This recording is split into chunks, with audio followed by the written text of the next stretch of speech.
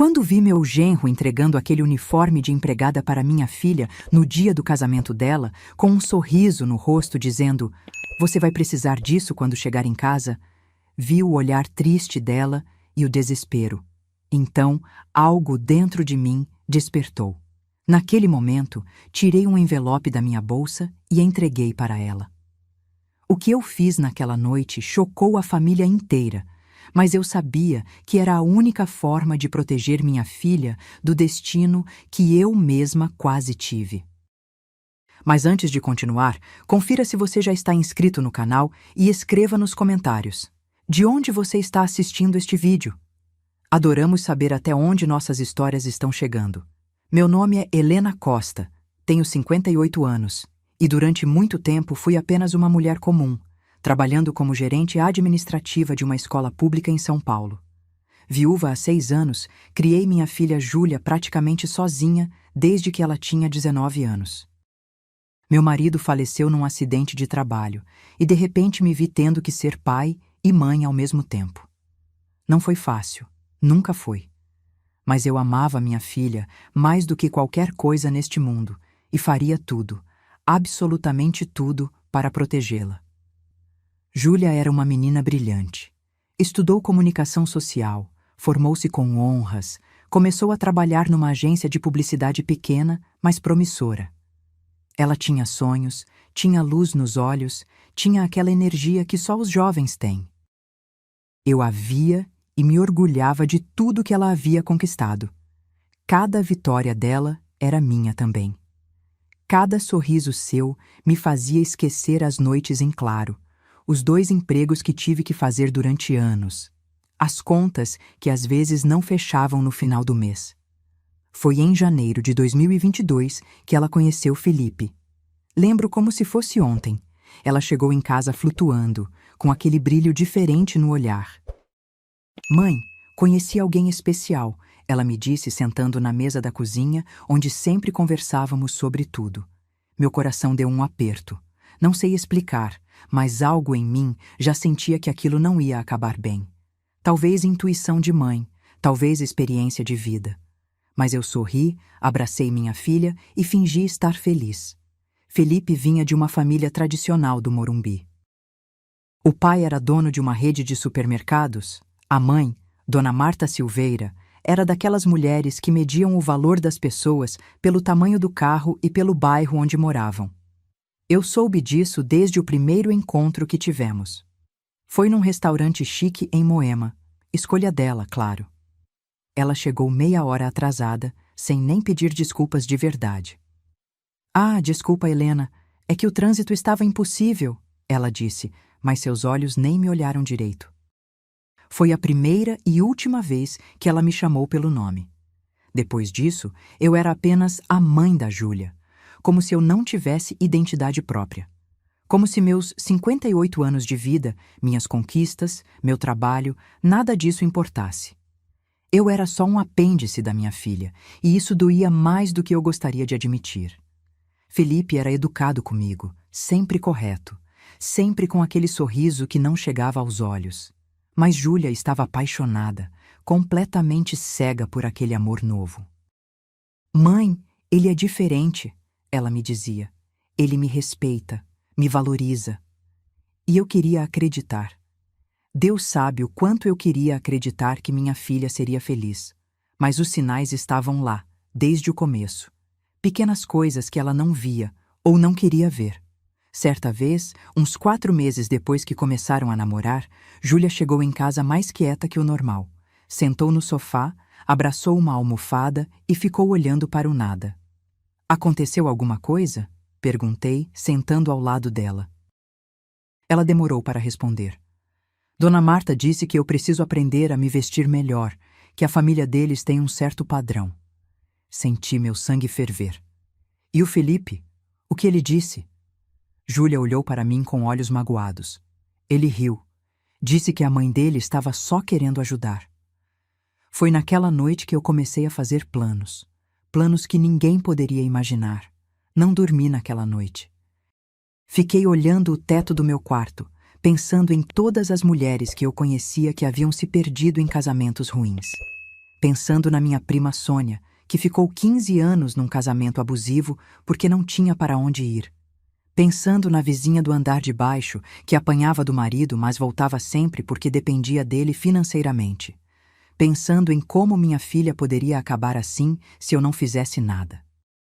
Na manhã seguinte, liguei para um advogado que um colega de trabalho havia me recomendado. Marquei uma reunião discreta. Quero comprar uma casa, eu disse quando entrei no escritório dele, uma semana depois. Para minha filha, só no nome dela. O Dr. Rodrigues, um senhor de uns 65 anos, com olhos cansados, mas gentis, me olhou por cima dos óculos. A senhora tem certeza disso? É uma decisão importante e vai requerer muito dinheiro. Eu nunca tive tanta certeza de nada na minha vida. Durante os meses seguintes, minha vida virou uma corrida contra o tempo. Júlia e Felipe haviam marcado o casamento para outubro daquele mesmo ano.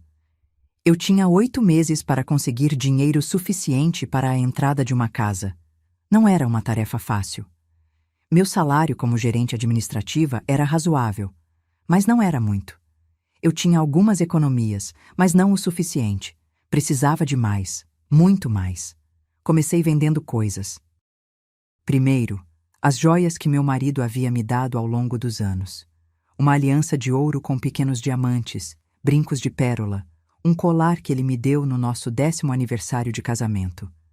Cada peça que eu vendia era como arrancar um pedaço do meu coração. Aquelas joias eram memórias, eram amor materializado, mas o amor que eu sentia pela minha filha era maior que qualquer memória. Depois, vendi meu carro. Era um Corsa 2010, velho, mas confiável. Um rapaz jovem o comprou para dar de presente para a noiva. Ela vai adorar, ele me disse com os olhos brilhando. Pode ter certeza que vai durar muitos anos, respondi, entregando as chaves com um aperto no peito. A partir daquele dia, passei a usar transporte público. Ônibus, metrô, caminhadas longas sob o sol quente. Aos 58 anos, não era fácil. Minhas pernas doíam, minha coluna reclamava, mas eu continuava.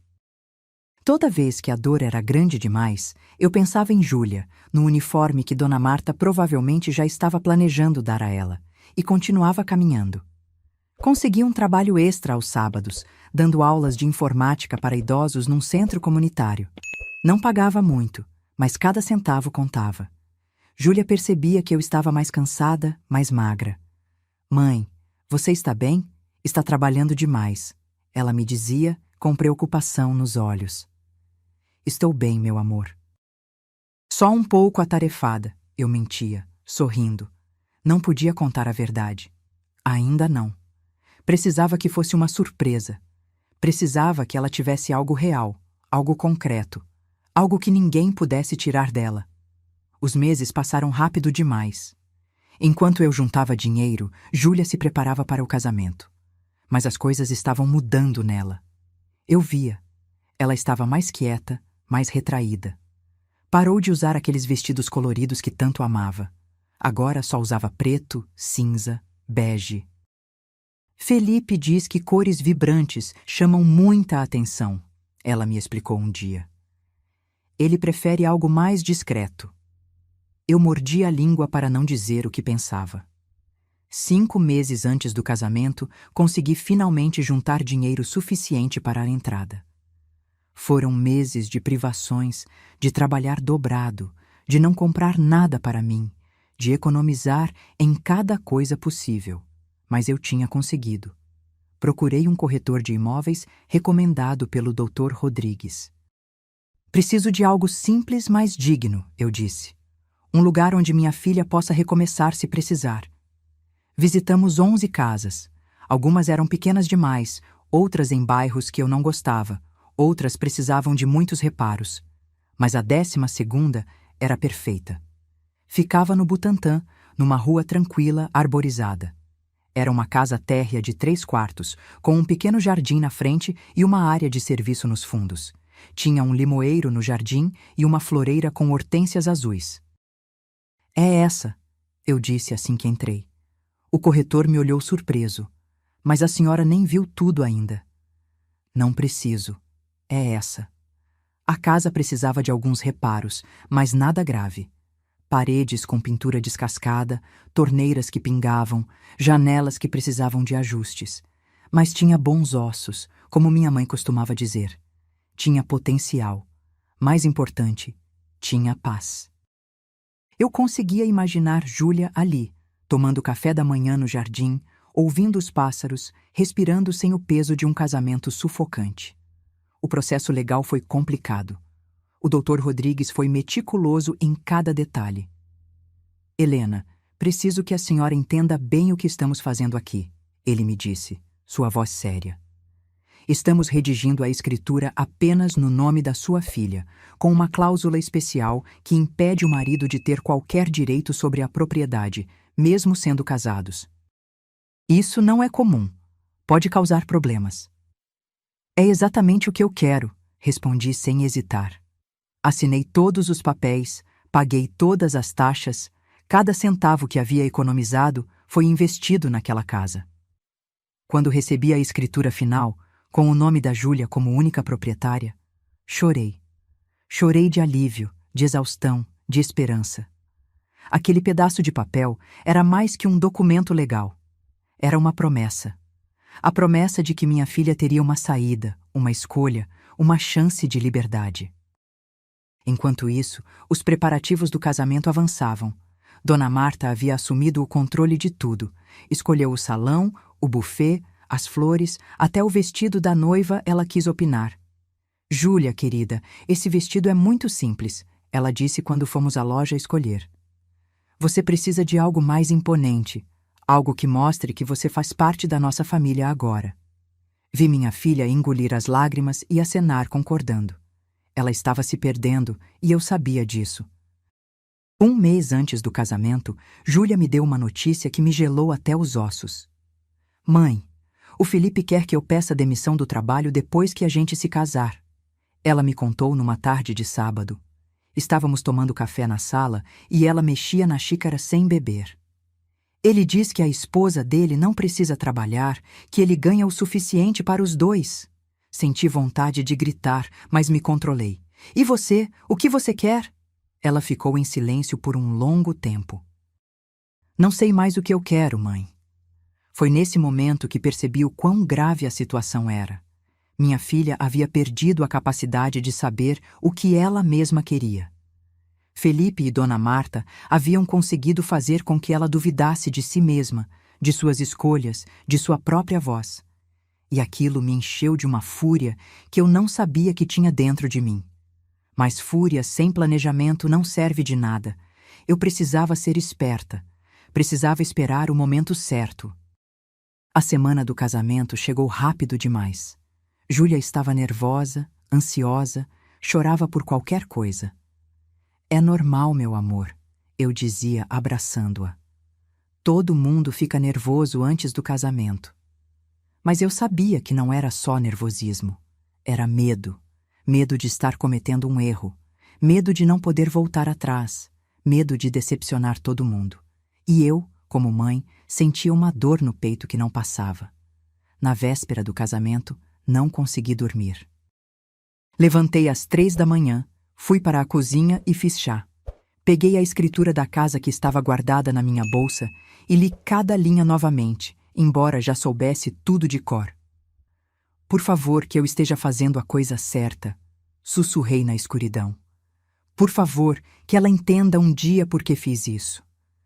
Lá fora, São Paulo dormia. Mas eu estava acordada, preparando-me para a batalha que viria. O dia do casamento amanheceu ensolarado. Típico sábado de outubro em São Paulo, com aquele calor úmido que gruda na pele. O salão escolhido pela família Silveira era pomposo, exagerado, cheio de detalhes dourados e lustres de cristal.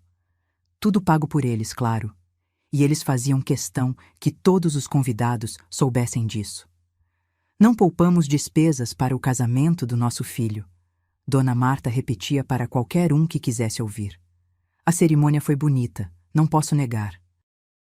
Júlia estava linda no vestido de renda escolhido por Dona Marta. Quando ela entrou no salão ao som da marcha nupcial, segurando meu braço, senti meu coração apertar. Você tem certeza disso? Sussurrei para ela. Ela me olhou com olhos brilhantes de lágrimas. Eu amo ele, mãe. Eu sei, meu amor, eu sei. Mas amor sozinho não basta. Eu já havia aprendido isso na vida. Depois da cerimônia, veio a recepção. Música alta, comida farta, bebida fluindo livremente.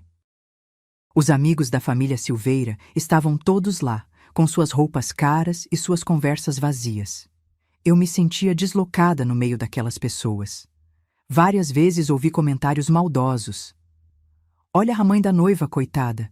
Deve ter sido difícil criar a menina sozinha. Pelo menos agora ela vai ter uma família de verdade para cuidar dela. Eu engoli cada insulto, cada olhar de piedade, porque sabia que minha vingança viria. E então chegou a hora dos presentes. Dona Marta se levantou da mesa principal, segurando uma caixa embrulhada em papel rosa com um laço branco. Ela caminhou até onde Júlia estava sentada, com aquele sorriso que eu já havia aprendido a odiar. Aquele sorriso que não chegava aos olhos. Aquele sorriso que escondia veneno. Minha querida nora, ela disse em voz alta para que todos pudessem ouvir. Quero lhe dar algo muito especial. Algo prático. O salão ficou em silêncio. Todos os olhos estavam em Dona Marta, enquanto ela abria a caixa lentamente, saboreando cada segundo. De dentro da caixa, ela tirou um uniforme de empregada doméstica. Era cinza com detalhes brancos, completo com avental e touca. O nome Júlia estava bordado no bolso da frente. Eu senti meu sangue ferver. Assim você ficará apresentável quando estiver cuidando da casa, continuou Dona Marta com aquele sorriso venenoso. Uma boa esposa sabe seu lugar. O silêncio no salão era ensurdecedor. Algumas pessoas riram baixinho, discretamente. Outras olharam para baixo, constrangidas, mas ninguém disse nada. Ninguém defendeu minha filha. E então Felipe se levantou, pegou o uniforme das mãos da mãe e, com um sorriso que me fez querer gritar, disse: Perfeito, mãe. Ela vai precisar disso quando voltarmos para casa. Vi o rosto da minha filha desmoronar. Vi as lágrimas começarem a cair, mesmo ela tentando segurar. Vi suas mãos tremerem quando ela pegou aquele uniforme, tentando sorrir, tentando não causar uma cena, tentando ser a nora perfeita que todos esperavam. E foi naquele momento, naquele exato momento, que algo dentro de mim explodiu. Levantei-me da minha cadeira. Minhas pernas tremiam, mas minha voz saiu firme e clara. Que presente interessante, Dona Marta, eu disse, caminhando em direção à mesa principal. Todos os olhos se voltaram para mim. Agora permita-me dar o meu presente para minha filha. Abri minha bolsa e tirei um envelope de veludo azul. Senti todos os olhares sobre mim. O silêncio era absoluto. Abra, meu amor, eu disse para Júlia, colocando o envelope nas mãos dela. Ela me olhou com confusão, com lágrimas ainda escorrendo pelo rosto. Suas mãos tremiam tanto que teve dificuldade para abrir. Quando finalmente conseguiu, tirou de dentro 2 documentos cuidadosamente dobrados. Ela os desdobrou e começou a ler.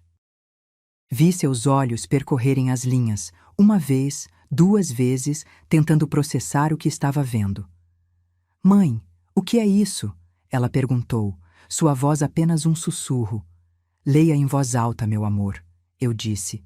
Minha voz estava mais calma do que eu me sentia por dentro. Júlia engoliu em seco, limpou as lágrimas e começou a ler, com voz trêmula. Escritura. Casa localizada na Rua Professor João de Oliveira Santos, número 847, bairro Butantã. Proprietária, Júlia Helena Costa. O silêncio que seguiu foi ainda mais profundo que o anterior. Dona Marta havia perdido toda a compostura. Seu rosto, sempre tão cuidadosamente maquiado, ficou pálido e depois vermelho. Muito vermelho. O que isso significa? Felipe perguntou, levantando-se. Ele não sorria mais. Significa, eu disse, olhando diretamente nos olhos dele, que minha filha tem seu próprio teto, sua própria casa, no nome dela, somente no nome dela. Júlia continuou lendo o segundo documento. Procuração especial, ela leu em voz baixa. que estabelece que esta propriedade é de titularidade exclusiva de Júlia Helena Costa, não podendo ser reivindicada por terceiros, incluindo cônjuge, em caso de separação ou divórcio. Sua voz falhou no final. Ela olhou para mim com olhos arregalados. Mãe, escute, meu amor, eu disse, me aproximando dela e pegando suas mãos. Eu não sou uma mulher rica. Nunca fui. Trabalhei a vida inteira, desde os 16 anos.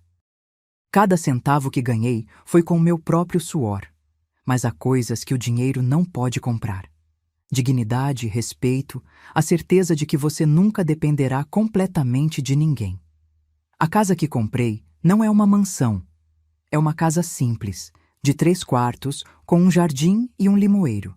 Mas é sua, completamente sua. Felipe estava vermelho de raiva. Não entendo, ele disse, sua voz mudando completamente. Ele não era mais o genro educado e charmoso. Era um homem que acabara de perceber que algo não estava saindo como planejado. Por que ela faria isso? Ela não confia em mim? Eu me aproximei dele devagar.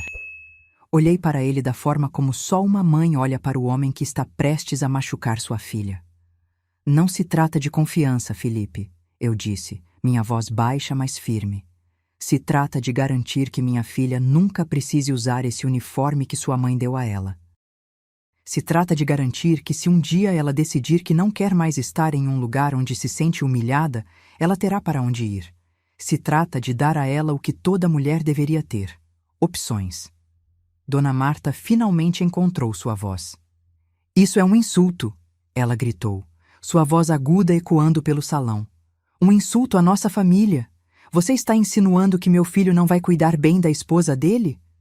Não estou insinuando nada, respondi calmamente.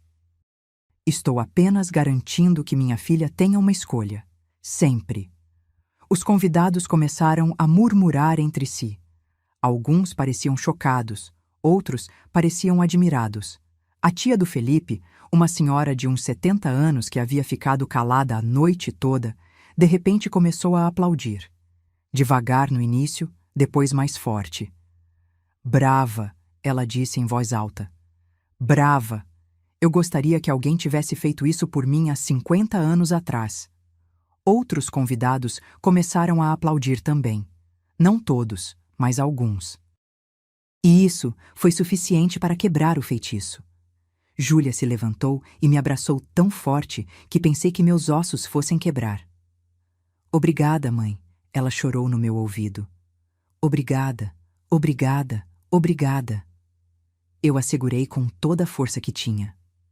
Não precisa me agradecer por nada, meu amor. Uma mãe sempre protege seus filhos.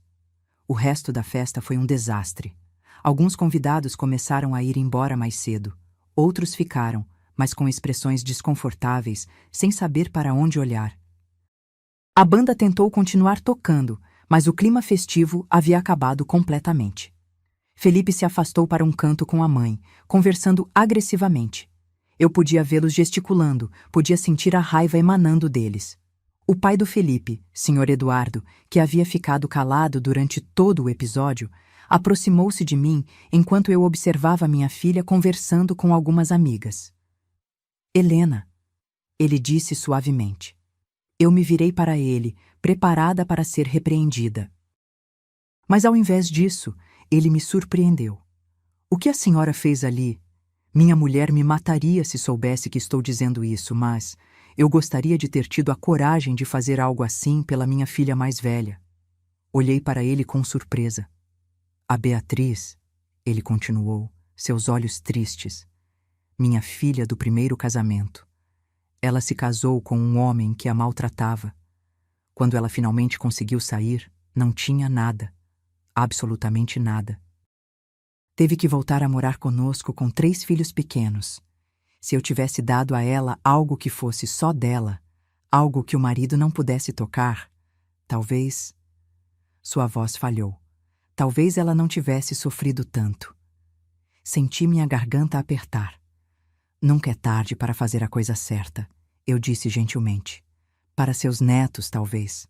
Para futuras gerações. Ele assentiu, limpando discretamente os olhos. A senhora é uma mulher muito sábia, Helena. Muito sábia mesmo. Ele apertou minha mão e se afastou, voltando para sua mesa onde Dona Marta o olhava com desconfiança. A festa terminou bem antes da meia-noite. Os noivos deveriam partir para a lua de mel naquela mesma noite, um resort em Cancún. Tudo pago pela família Silveira, claro. Ajudei Júlia a trocar o vestido de noiva pela roupa de viagem. Ela estava em silêncio, ainda processando tudo o que havia acontecido. Mãe, ela disse enquanto eu fechava o zíper do vestido simples que ela vestiria para viajar. Como você conseguiu? Como conseguiu comprar uma casa? Contei a ela tudo, sobre as joias vendidas, o carro, os trabalhos extras, as caminhadas longas, as economias de anos. Vi lágrimas escorrerem pelo rosto dela enquanto eu falava. Você fez tudo isso por mim, ela sussurrou. Eu faria 1000 vezes mais, respondi. Você é minha filha. Não há nada que eu não faria para te proteger. Mas e se o Felipe ficar muito bravo? Ela perguntou, o medo evidente em sua voz. E se ele não quiser mais ficar comigo? Segurei o rosto dela entre minhas mãos. Meu amor, se um homem te deixa porque você tem algo que é seu, então ele nunca te amou de verdade. Ele só queria te controlar. E isso não é amor. Isso é possessividade. Ela assentiu lentamente, mas eu podia ver a dúvida em seus olhos. Quando descemos, Felipe já estava esperando perto do carro. Um BMW preto reluzente, presente do pai. Dona Marta veio se despedir, já recomposta, impecavelmente maquiada, impecavelmente furiosa. Júlia, querida, ela disse com uma voz doce que não enganava ninguém. Aproveite sua lua de mel. Quando voltarem, precisamos ter uma conversa séria sobre arranjos. Já temos arranjos, Dona Marta, Júlia respondeu, sua voz mais firme do que eu esperava. Eu tenho uma casa. Uma casa que sua mãe comprou para controlar você, Dona Marta retrucou, seus olhos frios como gelo. Uma casa que minha mãe comprou para me proteger, Júlia corrigiu. Há uma diferença. Vi orgulho brilhar nos olhos da minha filha naquele momento. Ela estava começando a entender, começando a ver o que eu havia visto desde o início. Dona Marta se virou para mim, seu rosto contorcido em raiva mal disfarçada. Você é muito inteligente, Helena, muito inteligente mesmo, mas isso não vai terminar aqui. Nunca foi minha intenção que terminasse aqui, respondi calmamente. Minha única intenção era proteger minha filha. Protegê-la de nós como se fôssemos seus inimigos. Protegê-la da vulnerabilidade, da dependência total, de se perder completamente em um casamento. Há uma diferença. Nos encaramos por um longo momento. Duas mulheres, duas mães, mas com visões completamente opostas de mundo. Para ela, uma mulher deveria se anular pelo marido. Para mim, uma mulher deveria sempre manter sua individualidade, sua independência, sua dignidade. Nunca iríamos concordar, e eu estava em paz com isso. Felipe buzinou impaciente. Júlia me abraçou uma última vez. Eu te amo, mãe. Obrigada. Eu também te amo, meu amor. Me liga quando chegar. Observei o BMW preto se afastar, as latas amarradas no para-choque fazendo barulho na rua.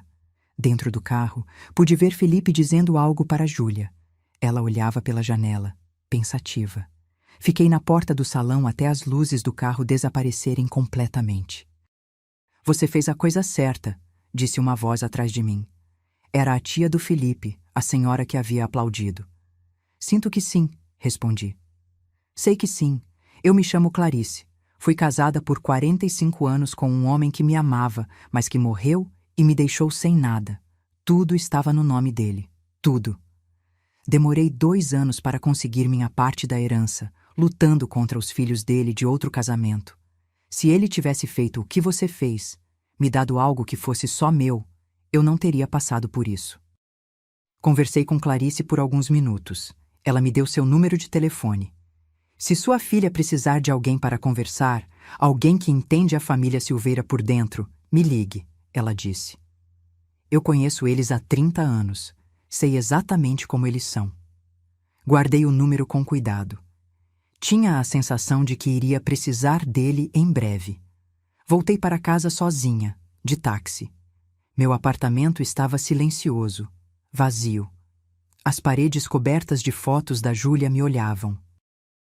Júlia bebê, Júlia criança, Júlia adolescente, Júlia se formando na faculdade.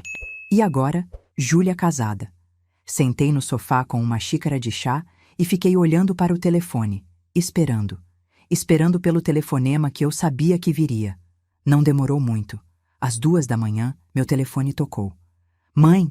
A voz da Júlia estava embargada. Chegamos no hotel. Como foi o voo?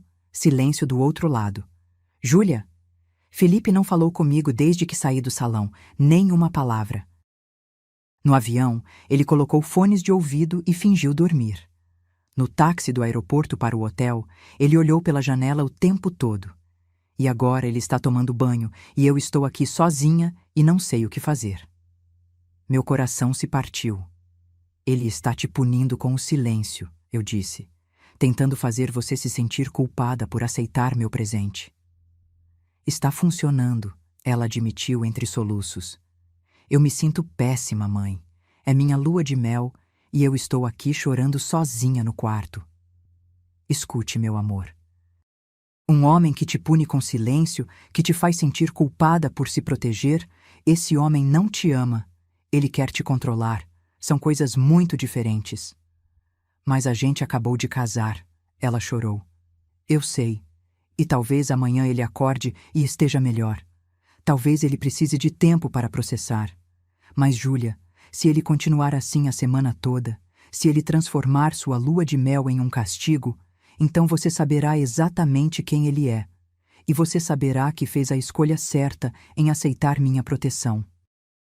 Conversamos por mais alguns minutos até ela ter que desligar porque Felipe havia saído do banho. Desliguei o telefone e fiquei olhando para o teto, incapaz de dormir. Minha filha estava sofrendo e não havia nada que eu pudesse fazer além de estar disponível quando ela precisasse. Era a parte mais difícil de ser mãe. Saber quando segurar e quando soltar. Os dias seguintes foram uma tortura. Júlia me ligava todos os dias, mas as ligações eram curtas, controladas. Eu podia sentir que Felipe estava por perto, monitorando. Está tudo bem, mãe, ela dizia com uma voz que deixava claro que nada estava bem. Como está o tempo aí? Está bom, muito sol. E vocês estão aproveitando? Sim, mãe, está tudo ótimo. Mas eu sabia que não estava. No 5º dia da lua de mel, ela finalmente conseguiu falar comigo com mais liberdade. Felipe havia saído para jogar golfe. Mãe, preciso te contar. Sua voz estava carregada de lágrimas seguradas. Na primeira noite, depois que desliguei com você, Felipe saiu do banho e começou uma discussão terrível. Disse que o presente que você me deu foi uma manipulação, que você estava me colocando contra ele, contra a família dele. Apertei o telefone com força. E o que você disse? Disse que não era verdade, que você só estava me protegendo. E então, ele me disse que se eu não vendesse a casa e colocasse o dinheiro numa conta conjunta, significava que eu não confiava nele. E se eu não confiava, por que tínhamos nos casado? Senti raiva queimar dentro de mim. Júlia, não acabou, mãe. Ele disse que a família dele tem advogados, que eles podem contestar a escritura, que nenhum juiz aceitaria que uma casa comprada durante um noivado não seja considerada bem comum. Isso não é verdade, eu disse firmemente. O Dr. Rodrigues foi muito claro. A casa está no seu nome, foi comprada antes do casamento, com dinheiro que era meu. Nenhum juiz pode tirar isso de você.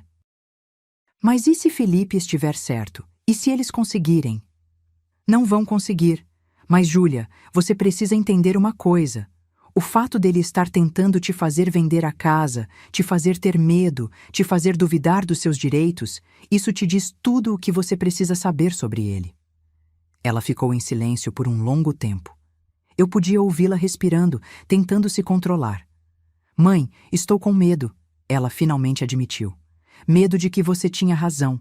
Medo de que eu cometi um erro enorme. Medo de que seja tarde demais para voltar atrás. Nunca é tarde demais, eu disse firmemente. Nunca. Você tem 25 anos, Júlia. Tem uma casa, tem um emprego, tem uma vida inteira pela frente. Se você decidir que esse casamento foi um erro, você pode sair. Você pode recomeçar. Mas o que as pessoas vão dizer? A família dele, os amigos, todo mundo que estava no casamento? As pessoas sempre vão falar, meu amor. Sempre.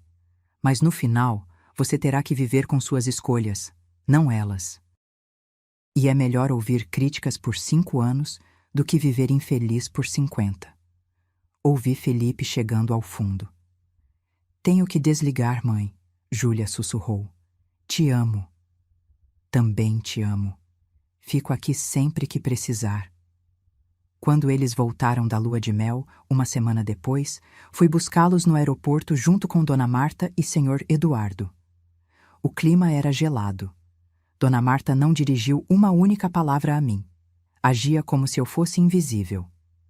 Senhor Eduardo, por outro lado, me cumprimentou calorosamente. Como está, Helena? Preocupada, admiti. Eu sei, eu também. Quando Júlia e Felipe saíram da área de desembarque, vi imediatamente que algo estava errado. Eles caminhavam separados. Júlia tinha olheiras profundas. Parecia ter perdido peso. Felipe parecia irritado, tenso. Júlia correu para mim e me abraçou forte. Mãe, ela sussurrou, precisamos conversar. Vamos almoçar amanhã, sussurrei de volta. Só nós duas. Dona Marta se aproximou. Crianças, venham jantar em casa hoje à noite. Precisamos conversar sobre seus planos, sobre onde vocês vão morar. Felipe concordou imediatamente. Sim, mãe, vamos. Mas Júlia disse, na verdade estou exausta, quero ir para casa descansar. Para casa? Dona Marta perguntou, veneno na voz. Você quer dizer a casa que sua mãe comprou para controlar você? E então, Júlia fez algo que me encheu de orgulho. Ela endireitou as costas, ergueu o queixo e disse, quero dizer minha casa, a casa que está no meu nome, e é para lá que eu vou agora. O silêncio que se seguiu foi absoluto. Felipe olhou para ela chocado. Senhor Eduardo escondeu um sorriso. E Dona Marta ficou roxa de raiva. Acompanhei Júlia e Felipe até a casa no Butantã. Felipe dirigiu o BMW em silêncio, os dedos apertando o volante com força. Eu segui de táxi. Quando chegamos, o sol da tarde iluminava o limoeiro no jardim. As hortênsias azuis estavam florescendo. Tudo estava exatamente como eu havia deixado depois de limpar e arrumar a casa na semana anterior. Júlia parou na porta, olhando para a casa. É linda, mãe, ela sussurrou. Entreguei a ela as chaves. É sua, meu amor, toda sua. Felipe começou a tirar as malas do carro com brutalidade, batendo portas, fazendo barulho desnecessário. Vamos entrar ou vamos ficar aqui admirando a fachada o dia todo? Ele disse com sarcasmo. Abrimos a porta. O interior cheirava a limpeza, a novo, a possibilidades. Júlia percorreu cada cômodo, tocando as paredes, olhando pelas janelas. Seus olhos brilhavam. Felipe andava com as mãos nos bolsos, olhando tudo com desprezo. É pequena, ele comentou. Meu apartamento em Pinheiros é muito maior. Esta não é para comparação. Eu respondi calmamente. Esta é para segurança. Eles precisavam conversar. Eu sabia. Precisavam resolver as coisas. Então, me despedi. Vou deixar vocês se instalarem, eu disse. Mas antes de sair, sussurrei para Júlia. Se precisar de mim, me ligue. Qualquer hora. Ela acenou, lágrimas nos olhos. Saí daquela casa com o coração pesado, sabendo que uma tempestade estava se formando. A tempestade começou naquela mesma noite. Às 11 da noite, meu telefone tocou. Era Júlia, chorando histericamente. Mãe, você pode vir aqui? Por favor. O que aconteceu? Você está machucada? Não, mas o Felipe está completamente fora de si. Ele está dizendo coisas horríveis, mãe, coisas terríveis. Estou indo. Não desligue o telefone. Fica comigo até eu chegar. Vesti a primeira roupa que encontrei e praticamente voei escada abaixo. Consegui um táxi na esquina. Butantã, Rua Professor João de Oliveira Santos, e rápido, por favor. O motorista deve ter percebido a urgência na minha voz, porque acelerou. Cada semáforo vermelho era uma eternidade. Cada carro lento era um obstáculo insuportável. Aguenta, meu amor, eu dizia ao telefone. Já estou quase aí. Quando chegamos, joguei o dinheiro no banco do táxi e corri para a porta. Estava entreaberta. Júlia! Encontrei minha filha sentada no chão da sala, abraçando os joelhos, tremendo. Corri até ela e a abracei. Estou aqui agora. Estou aqui. Ele foi embora, mãe. Ela soluçou. Ele disse coisas horríveis e foi embora. Que coisas? Ela limpou as lágrimas. Disse que eu era uma ingrata. Que ele tinha me dado o nome dele, uma família respeitável, um futuro, e eu o traía indo atrás de advogados, aceitando uma casa da minha mãe como se não confiasse nele. Disse que a mãe dele estava certa, que eu não sei ser uma esposa, que eu não mereço o que ele ofereceu. Senti vontade de procurar Felipe e dizer algumas verdades, mas minha filha precisava de mim ali. Júlia, olha para mim. Ela ergueu os olhos, vermelhos e inchados. Tudo o que ele disse é mentira.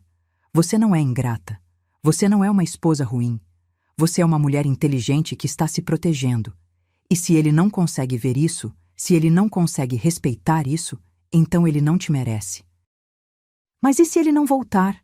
E se ele pedir o divórcio? Então você será livre, eu disse firmemente. Livre para viver sua vida sem alguém que te faz sentir pequena, que te controla, que te pune quando você não faz exatamente o que ele quer? Seria uma bênção disfarçada, meu amor. Ela se abraçou em mim e chorou. Chorou por horas. E eu fiquei ali, segurando minha menininha, desejando poder tirar toda a dor dela. Fiquei com Júlia aquela noite. Fiz chá, cobri ela com uma manta, coloquei um filme bobo na TV. Aos poucos, ela foi se acalmando. Por volta das 2 da manhã, ela finalmente dormiu no sofá. Eu fiquei acordada em uma poltrona, vigiando ela, protegendo ela. Por volta das 4 da manhã, ouvi um carro parando na frente. Era Felipe. Ele entrou na casa silenciosamente, tropeçando um pouco. Estava bêbado. Quando me viu na sala, parou. O que você está fazendo aqui? Cuidando da minha filha. Respondi baixinho para não acordar Júlia. Ela não precisa de você. Ela tem um marido. Um marido que a abandonou chorando na primeira noite em casa. Que marido é esse? Ele apontou um dedo para mim, cambaleando levemente. Tudo isso é culpa sua. Você a envenenou contra mim. Eu a protegi de você, corrigi. Há uma diferença. Ela é minha esposa. Minha. O possessivo na voz dele me deu arrepios. Ela não é propriedade sua, Felipe. Ela é um ser humano com direitos, com vontades, com dignidade. Dignidade? Ela perdeu toda a dignidade quando aceitou aquela casa. Todo mundo está rindo de mim. Todo mundo sabe que minha esposa não confia em mim. Se sua preocupação é o que as outras pessoas pensam ao invés de como sua esposa se sente, então você tem problemas muito maiores, eu disse. Felipe deu um passo à frente, oscilando. Por um momento pensei que ele fosse fazer algo violento. Mas então ele pareceu pensar melhor. Saia da minha casa, ele disse. Esta não é sua casa, é da Júlia, e eu vou ficar até ter certeza que ela está bem. Ficamos nos encarando por um longo momento.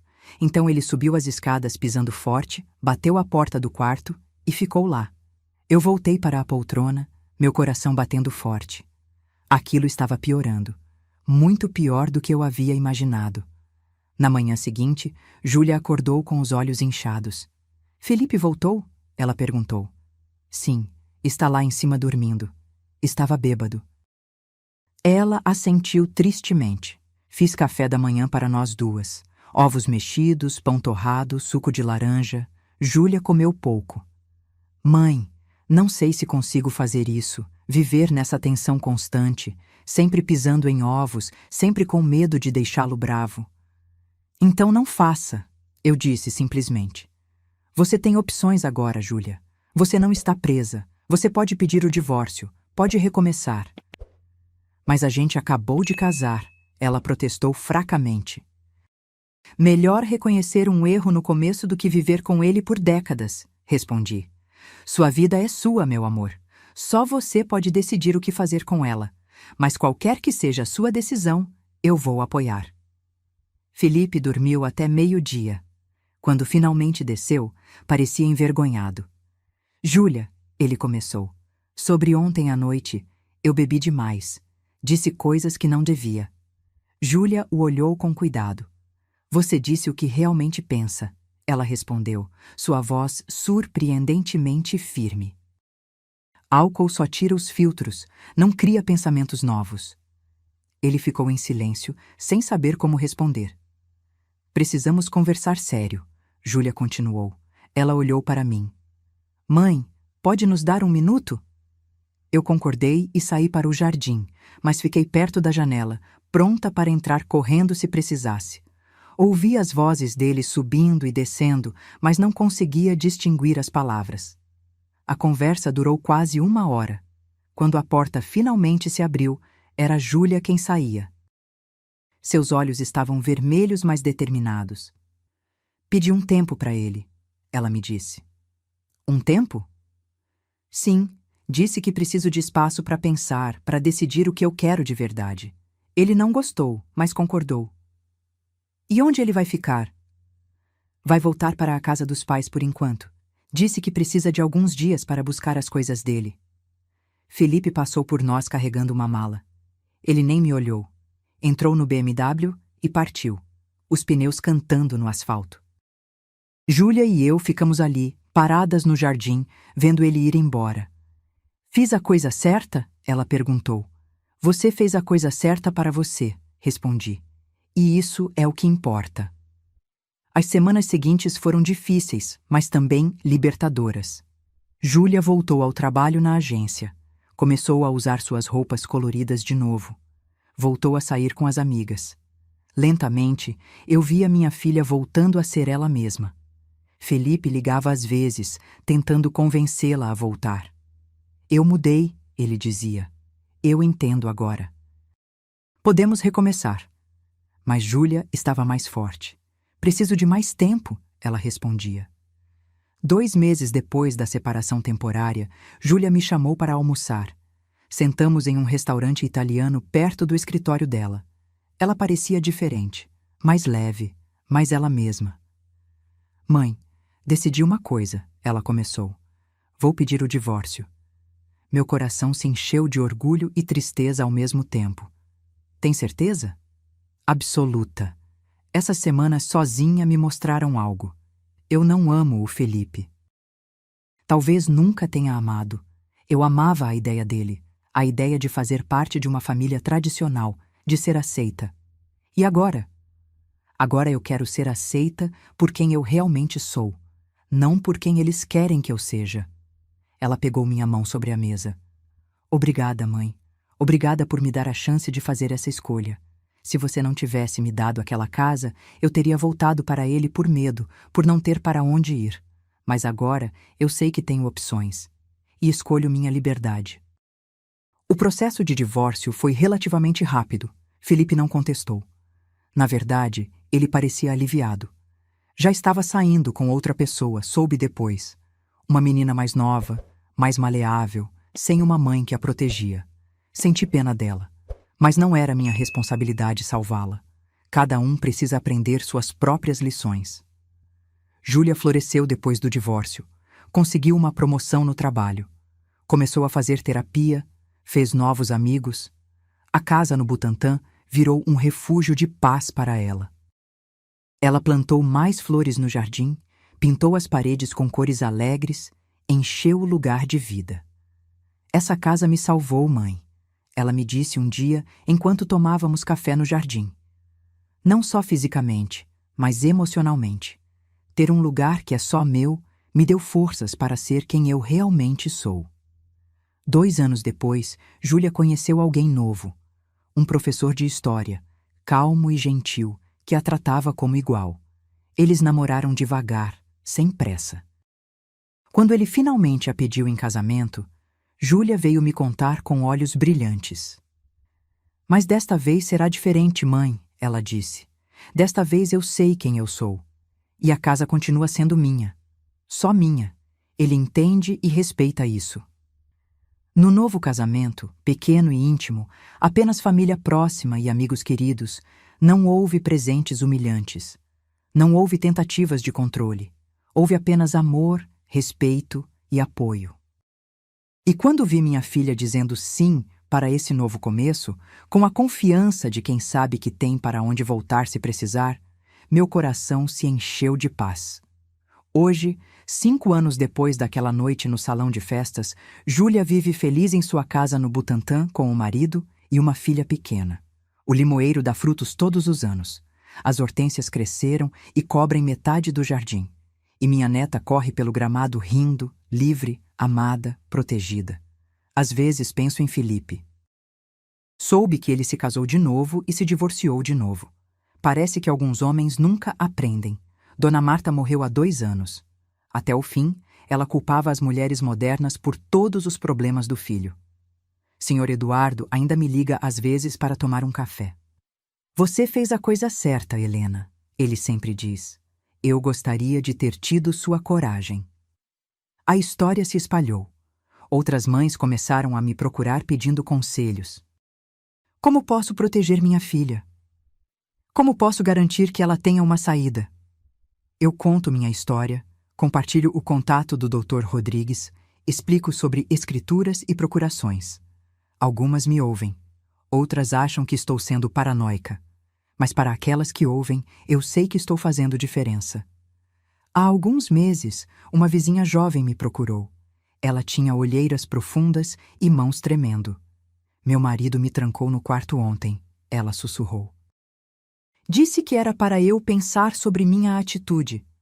Ouvi alguém comentando sobre você, sobre o que você fez por sua filha. Será que você poderia me ajudar? Segurei as mãos dela. Claro que posso. Vamos tomar um chá e conversar. Essa vizinha agora está morando em um abrigo temporário, enquanto o processo de divórcio corre. Está assustada, mas determinada. E eu estou ajudando ela a encontrar um apartamento pequeno, algo que seja só dela. Porque aprendi que proteger mulheres não é só sobre proteger nossas próprias filhas. É sobre proteger todas as filhas. Júlia agora trabalha com organizações que ajudam mulheres em situação de violência doméstica. Foi minha experiência que me mostrou o caminho, ela diz. Eu tive sorte de ter você, mãe. Muitas mulheres não têm ninguém. Eu quero ser esse alguém para elas.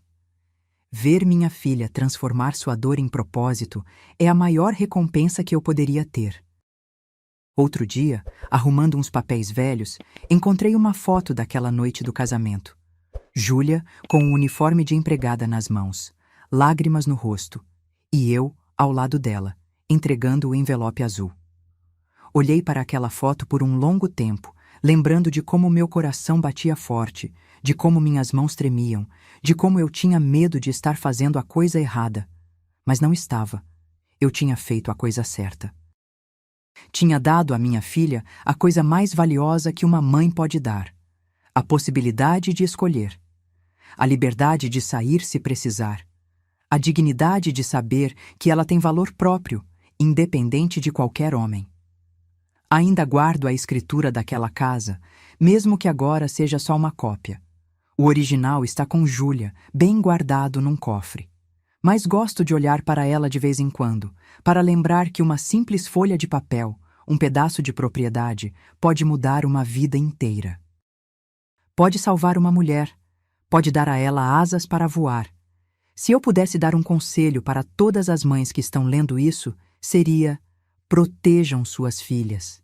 Não só com amor e carinho, mas com ferramentas reais. Ensinem elas a serem financeiramente independentes. Ensinem elas que ter algo só delas não é egoísmo, é sabedoria. Ensinem elas que amor verdadeiro não controla, não isola, não diminui. E se puderem, se tiverem condições, deem a elas uma saída. Não precisa ser uma casa. Pode ser um apartamento pequeno, uma poupança robusta, uma formação profissional sólida. Qualquer coisa que garanta que, se um dia elas precisarem sair, elas possam, porque a pior prisão é aquela que não tem paredes, mas que te prende mesmo assim por falta de opções. Naquela noite, no salão de festas, quando tirei aquele envelope da minha bolsa, eu não sabia como a história terminaria. Mas agora sei. Terminou com liberdade. Terminou com dignidade. Terminou com uma mulher forte, criando uma filha forte, perpetuando um ciclo de respeito próprio e independência. E se minha história pode inspirar uma mãe a proteger sua filha, se pode encorajar uma mulher a buscar sua própria liberdade, se pode fazer alguém perceber que merece mais do que sobras de respeito, então valeu cada centavo economizado, cada sacrifício feito, cada noite sem dormir. Porque no fim, o verdadeiro amor não prende. O verdadeiro amor liberta. E às vezes, essa liberdade vem na forma de uma escritura, de uma casa, de uma escolha. A escolha de dizer não. A escolha de sair. A escolha de recomeçar. Obrigada por terem me ouvido até o fim. Por terem caminhado comigo nessa jornada. Espero que levem algo dessa história com vocês. E espero que, se um dia precisarem, vocês tenham a coragem de fazer o que precisa ser feito para proteger quem vocês amam. Agora, se você gostou dessa história, clica em se inscrever e me diz nos comentários qual parte te deixou de queixo caído. Ah, e não esqueça de se tornar membro para ter acesso a vídeos exclusivos que não posto aqui. Te espero lá.